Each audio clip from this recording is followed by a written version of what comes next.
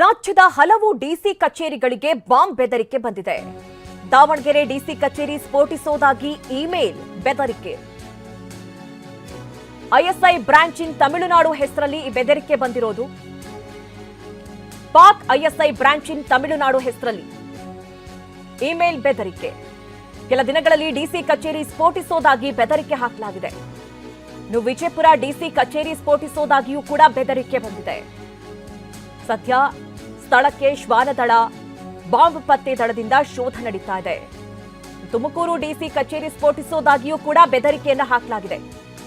ಉತ್ತರ ಕನ್ನಡ ಜಿಲ್ಲೆ ಭಟ್ಕಳ ಅಲ್ಲೂ ಕೂಡ ಸ್ಫೋಟಿಸೋದಾಗಿ ಬೆದರಿಕೆಯನ್ನು ಒಡ್ಡಿದ್ದಾರೆ. ಇಂದು ಬೆಳಗ್ಗೆ 7 ಗಂಟೆಗೆ ಇಮೇಲ್ ಮೂಲಕ ಬೆದರಿಕೆ ಬಂದಿರೋದು. ಜಿಲ್ಲಾಧಿಕಾರಿ ಶುಭ ಕಲ್ಯಾಣ್ ಇಮೇಲ್ ಐಡಿಗೆ ಬೆದರಿಕೆಯನ್ನ ಬಂದಿದೆ. ಡಿಸಿ ಕಚೇರಿಯಲ್ಲಿ ಬಾಂಬ್ ಪತ್ತೆ ದಳ, ಶ್ವಾನದಳದಿಂದ ತಪಾಸಣೆ ಕೂಡ ಆಗ್ತಾ ಇದೆ. ಉತ್ತರ ಕನ್ನಡ ಜಿಲ್ಲೆ ಭಟ್ಕಳ ತಾಲೂಕು ಕಚೇರಿಗೂ ಕೂಡ ಬೆದರಿಕೆ ಬಂದಿದೆ. ಬಾಂಬ್ ಬೆದರಿಕೆ ಇಮೇಲ್ ಹಿನ್ನೆಲೆಯಲ್ಲಿ ತಪಾಸಣೆಯನ್ನ ಕೈಗೊಳ್ಳಲಾಗಿರೋದು. ಸ್ಫೋಟಕ ಪತ್ತೆಯಾಗದ ಹಿನ್ನೆಲೆ ಹುಸಿ ಬೆದರಿಕೆ ಎಂಬುದು ದೃಢವಾಗಿದೆ. ನೋಡಿ, ಎಲ್ಲಾ ಕಡೆಯೂ ಕೂಡ ಅಧಿಕಾರಿಗಳು ಪರಿಶೀಲನೆಯನ್ನ ನಡೆಸಿದ್ದಾರೆ. ನಮ್ಮ ಕಚೇರಿಗೆ 14ನೇ ತಾರೀಕು ಮಧ್ಯರಾತ್ರಿನೇ ಒಂದು ಮೇಲ್ ಬಂದಿದೆ. ನಮ್ಮ ಆಫೀಸ್ ಐಡಿಗೆ, ಮೇಲ್ ಐಡಿಗೆ ಅರ್ಧಂಬರ್ಧ ಇಂಗ್ಲೀಷ್ನಲ್ಲಿ ಕಳಿಸಿದ್ದಾರೆ. ಅಂದರೆ ಕರೆಯನ್ನು ಒಂದು ಈ ರೀತಿ ಹಿಂಗೆ ಇದು ಮಾಡ್ತೀವಿ, ತೊಂದರೆ ಮಾಡ್ತೀವಿ ಅಂತೇಳಿ.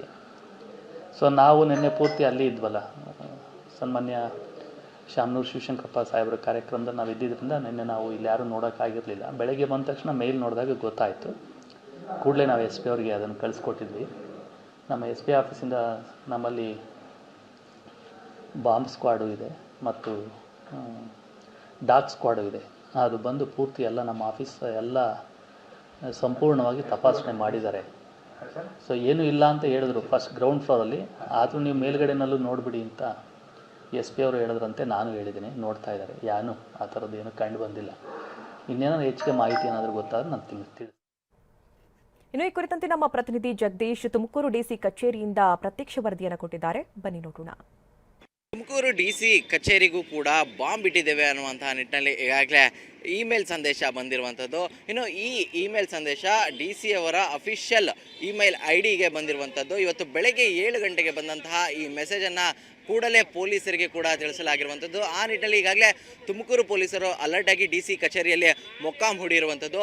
ಬೆಳಗ್ಗೆಯಿಂದಲೂ ಕೂಡ ಯಾವ ಸಿಬ್ಬಂದಿಗೂ ಕೂಡ ಡಿಸಿ ಕಚೇರಿ ಒಳಗೆ ಪ್ರವೇಶವನ್ನು ಮಾಡದಂತೆ ತಡೆ ಹಿಡಿದಿರುವಂಥದ್ದು. ಜೊತೆಗೆ ಸಂಪೂರ್ಣವಾಗಿ ಈಗ ಕಚೇರಿಯನ್ನು ಪರಿಶೀಲನೆ ಮಾಡುವಂಥ ಒಂದು ಪ್ರಕ್ರಿಯೆಯಲ್ಲಿ ತೊಡಗಿರುವಂಥದ್ದು.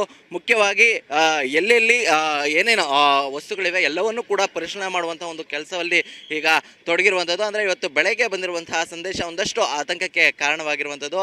ಅಂದರೆ ಈಗ ಡಿಸಿ ಕಚೇರಿಯ ಒಳಗೆ ಒಂದು ಸ್ಥಳದಲ್ಲಿ ಬಾಂಬ್ ಇಟ್ಟಿದ್ದೇವೆ, ಅದು ಕೆಲವೇ ನಿಮಿಷಗಳಲ್ಲಿ ಸ್ಫೋಟಗೊಳ್ಳುತ್ತೆ, ಯಾರು ಕೂಡ ಡಿಸಿ ಕಚೇರಿಗೆ ಬರಬೇಡಿ, ಎಚ್ಚರಿಕೆ ಅನ್ನುವಂಥ ನಿಟ್ಟಲ್ಲಿ ಒಂದು ಸಂದೇಶ ಇರುವಂತಹ ಮಾಹಿತಿಗಳು ಸಿಕ್ಕಿರುವಂಥದ್ದು.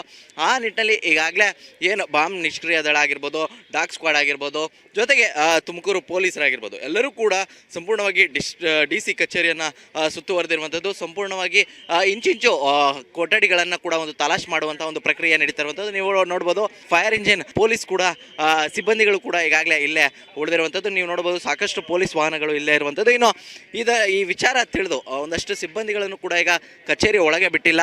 ಹಾಗಾಗಿ ಎಲ್ಲರೂ ಕೂಡ ಹೊರಗಡೆ ನಿಂತು ಎದುರು ನೋಡ್ತಾ ಇರುವಂಥದ್ದು, ಏನಾಗ್ತಾ ಇದೆ ಅನ್ನುವಂಥ ನಿಟ್ಟಿನಲ್ಲಿ ಒಂದಷ್ಟು ಜನ ಆತಂಕದಲ್ಲಿ ನೋಡ್ತಾ ಇರುವಂಥ ಒಂದಷ್ಟು ದೃಶ್ಯಾವಳಿಗಳು ಕೂಡ ಇಲ್ಲಿ ಕಂಡು ಬರ್ತಾ ಇರುವಂಥದ್ದು. ಎಲ್ಲೋ ಒಂದು ಕಡೆ ಇದು ಕೇವಲ ತುಮಕೂರಿಗೆ ಮಾತ್ರ ಸೀಮಿತವಲ್ಲ. ಈಗಾಗಲೇ ರಾಜ್ಯದ ಹಲವು ಜಿಲ್ಲೆಗಳಲ್ಲೂ ಕೂಡ ಇದೇ ರೀತಿ ಡಿಸಿ ಕಚೇರಿಗೆ ಬಾಂಬ್ ಇಟ್ಟಿರುವುದಾಗಿ ಮೇಲ್ಗಳನ್ನು ಬಂದಿರುವಂಥದ್ದು. ಆ ನಿಟ್ಟಿನಲ್ಲಿ ಈಗಾಗಲೇ ಪೊಲೀಸರು ಕೂಡ ಪರಿಶೀಲನೆ ಮಾಡಿ ಅದೊಂದು ಹುಸಿ ಸಂದೇಶ ಅನ್ನುವಂಥದ್ದು ಕೂಡ ದೃಢವಾಗಿರುವಂಥದ್ದು.